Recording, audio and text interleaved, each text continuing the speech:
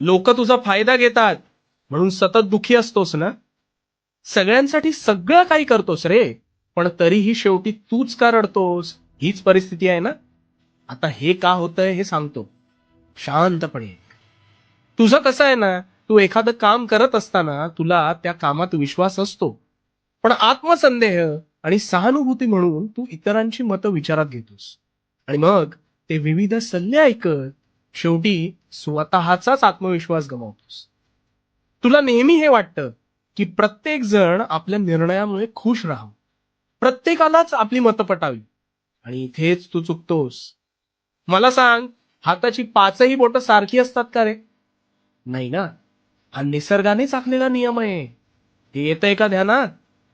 अरे मग सगळी माणसं समान स्वभावाची कशी असू शकतील?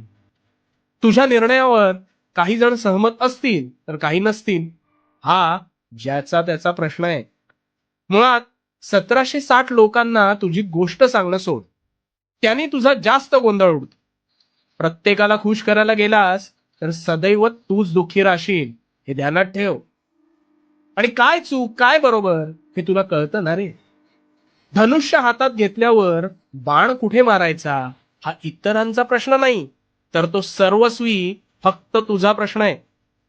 कारण जितकी निर्णयात डोकी जास्त, तितकी दिशाभूल जास्त, हे लक्षात असू दे. त्यामुळे यापुढे भटकू नकोस. स्वतःशी बोल, स्वतःवर विश्वास ठेव. तुला योग्य उत्तर निश्चितच सापडतील. आणि हो, या प्रवासात भिवू नकोस. भिवू नकोस, कारण मी तुझ्या पाठीशी आहे.